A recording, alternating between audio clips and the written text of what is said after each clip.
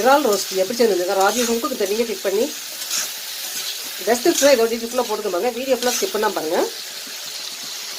இது ஃப்ரை கிடையாது, ரோஸ்ட்டு. வெங்காயம்லாம் போட்டு ரோஸ்ட் மாதிரி பண்ண போகிறேன்.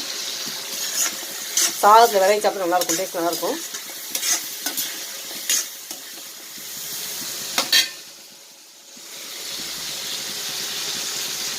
இறால் வந்து ஸ்டார்டிங்கில் போடும்போது பெரிய பெரிய இதெல்லாம் நிறையா இந்த மாதிரி இருக்கும். அப்புறம் வந்து நம்ம எடுக்கும்போது லாஸ்ட் எடுக்கும்போது சுருங்கி போயிடும், கொஞ்சமாக அந்த மாதிரி இருக்கும். 3/4 கிலோ இறாலுக்கு